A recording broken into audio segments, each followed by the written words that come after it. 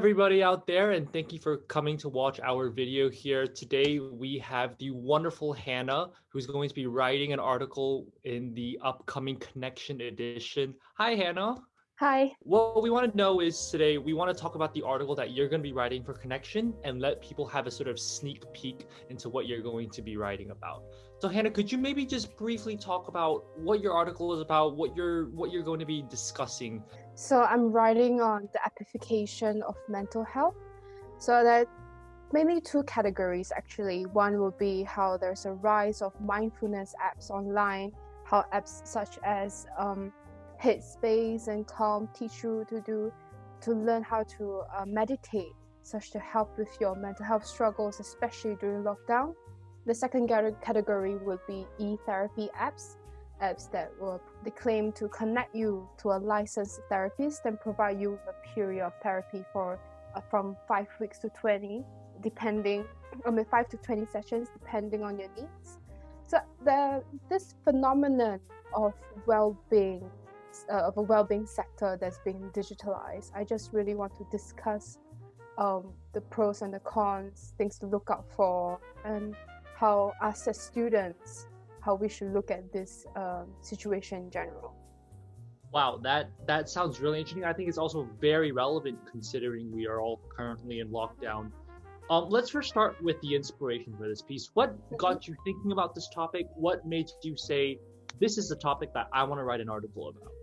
I guess inspiration-wise, it started with a very close friend who considered and actually went and signed up or subscribed to an e-therapy app. And without revealing too many details because it's very personal, it wasn't a very, it wasn't a very good experience. There wasn't a guaranteed quality in terms of the service. And I decided to dig deeper. So what do these apps they do? Like they claim versus what they do in reality, and what are the potential consequences? And that is the basic inspiration as a whole. And when did you realize like that is, a topic that I think we can go really like deeper into? Like, were you doing research? Like, what were you looking at? Were you looking at other sources, other people? I mean, where were you getting this information from? I mean, it built up over time because, especially after coming to London, when the mental health crisis universities are such a major thing, the media has been talking about it. There's been academic studies trying to dig into what would best help. I mean, some articles would be, is alcohol consumption that's very proliferated among university students a key factor for why there's such a mental health issue, or how can games help with providing therapy? And so, in general, it was a little bit of exposure to this problem, and then when the call for writers for Pi Media happened, I was like, connection. What then would something that has been on my mind for months, from close friends, families to fellow students, fit into this theme? And I felt when people have mental health struggles, they try and reach out. They try and connect in a way with people to share their struggles, their vulnerabilities. What then happens when when the trust that they offer to someone, when there's no guarantee that it will be protected? What kind of possible ethical concerns do we need to shine more light on with regards to the well-being sector? So that is general build up to this idea. Yeah. I love that you mentioned the theme for this edition, which is connection, right? And I think that it works really well with the article you're writing, especially about mental health apps. So do you think that these apps are actually helping us with connection? Are we connecting with ourselves? Are we connecting with others? I mean, how does this topic you're discussing, going to fit in with the larger theme of connection, and especially specifically with the apps? What do you think that's doing to us in terms of connection? I think firstly, because of lockdown, a lot of us will definitely think feelings of isolation, feelings of loneliness will intensify. And people other than calling their family, they would try and search for alternatives. And that is when these apps come in. So when we go back to earlier when I was discussing the two categories of apps, one is the kind that will take you through a guided sort of lesson-based, cognitive-based treatment. That's what they call CBT. And there are very different kinds of apps out there where you can just spend probably a brief period of time daily to practice meditation or explore your inner struggles, etc. And this kind of apps, according to our own UCL PhD psychiatry student called Taylor McLeod, she did a dissertation last year. And there's a specific app called Feel Stress Free, and she found out that this kind of apps that is more of like a personal you to a tablet kind of treatment where you practice this kind of CBT based practices daily. It does help with anxiety and depression.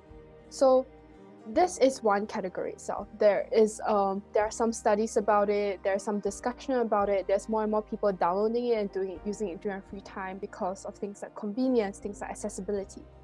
But then the problem, and as that I'm exploring in my article, would be the second category, the licensed therapy step. The key concern would be, one, you're paying more. Two, you're spending time with not a virtual computer, sort of. You are talking to a licensed therapist from a computer. You are sharing your vulnerabilities. You're typing them out, or you're talking about it via video chat to a human being that's on the other side of the computer. It's different already. You're not being taught something, you're sharing something. And then the whole idea of ethical considerations, things about quality, guaranteeing the quality of service, or the idea that this is not really therapy, this is a customer and a provider kind of relationship. So there's a bit more gray area that I feel like more people should be aware about. Then when you try and buy or purchase, subscribe, even this kind of terms, they are not the same thing as you are a patient who's visiting a therapist for treatment. So there are some nuance that I explored in the article, basically. That is a very interesting thought, especially about this sort of customer-based model with which you're discussing. I actually want to talk about it in terms of technology. So obviously the traditional sort of therapy methods that we could have before COVID-19. And then now we're moving towards this tech-based sort of customer service, as you were discussing about. What do you think are there trade-offs? Is it better? Is it worse? I mean, well, what's the rhetoric like within that debate currently? Mm-hmm. So one thing for the application of this kind of services is definitely accessibility. If there's, for example, a student don't necessarily want to visit a clinic regularly, weekly, you don't really want to feel like when there's some kind of taboo. I think there's less now because of how discussions over mental health is more normalized on social media, like particularly our generation. But then when we think about this kind of apps, they're trying to cater to everyone. So we can't exactly assume that people are comfortable with just visiting a local licensed therapist. So this kind of apps, they are almost, the e-therapy apps, they're almost like a kind of like a door you stepped in before you want to experiment, you want to see what it's like, whether it will help before you purchase a longer term plan, this kind of stuff. Then other than accessibility, this mobility, you might not be able to travel that much. You might be a very busy person. You probably just want to be able to text somebody to evoke this psychological presence of a therapist nearby at that point of time. And there's more reasons, but these are the basic ideas, that the pros of using the e-therapy apps, that they also market really strongly. They will say we are very convenient, we're very accessible, we'll help you find a suitable therapist based on the preferences that put in the list. So they do cater to your needs. But then the flip side would be they are startups, they are inherently corporations.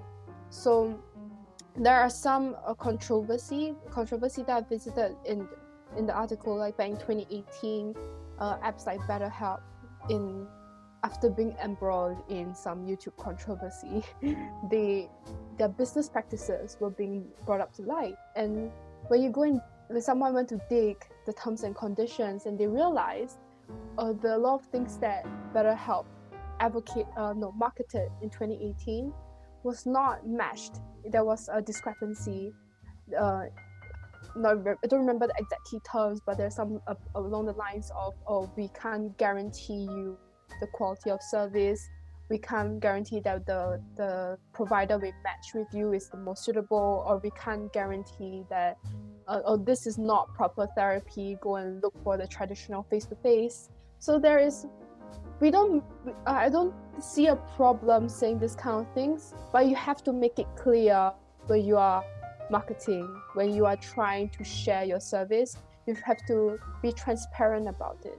I mean, from a corporation's point of view, they might not be comfortable doing this kind of things because you do not want to put off a potential customer.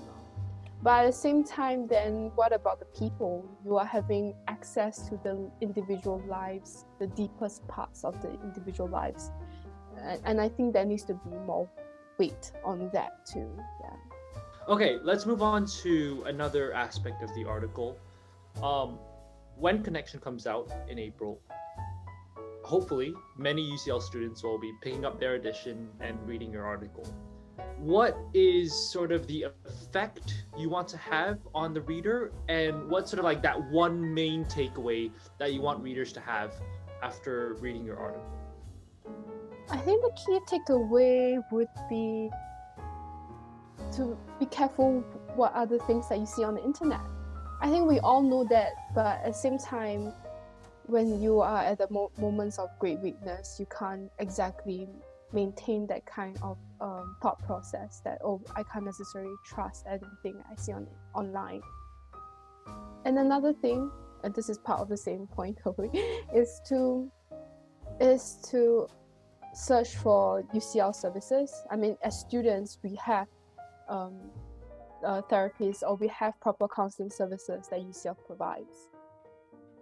And actually, another bigger message that more than just students, but academic in general, or the government, or whoever is more who has interest aligned with this kind of issues, would be funding. This is something that McLeod brought up when I interviewed her for the article, that we can't exactly stop digitalization, you see. But when more and more services like this try and penetrate into our daily lives, then will there be some sort of regulation? Will there be some sort of test to make sure what they promise will be delivered?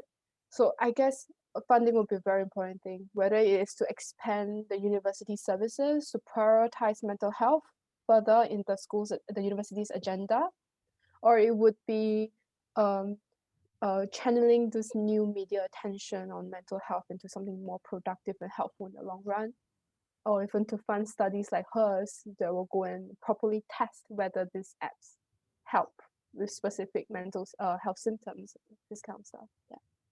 Talking about that sort of change that you were just talking about, how technology will still move forward. We're going to be moving in that direction. It's how we adapt. What do you think is the future of these meditation and mental health apps in the future? Do you think we're going to be seeing major changes in technology, major changes in therapy, both? And what's the ideal steps moving forward, you think? I think the most ideal, but coming from a student, not as an expert in the field for many years, because I think they will have a very different opinion from mine, I think would be to being able to provide more services to people who need it, and to being able to notice, and I would say not categorize, but at least notice people with more severe and less severe symptoms, and to give proper treatment to them, timely treatment.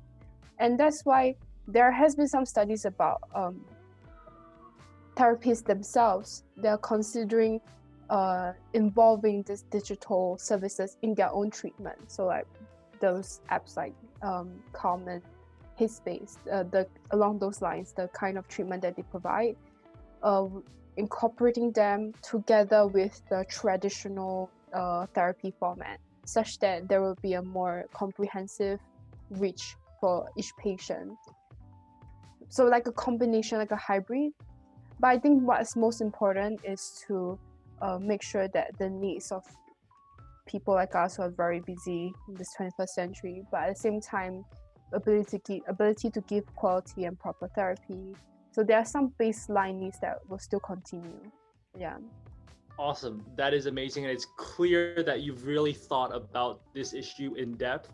And I can't wait to read your article. For all the viewers out there, Connection comes out on April 20th. Make sure to get yourself a copy and make sure to read Hannah Chen's article on the impact of apps and mental health being in the 21st century. Thank you guys so much for watching, and I will see you guys on the next UCL PiTV video. Okay, thank you.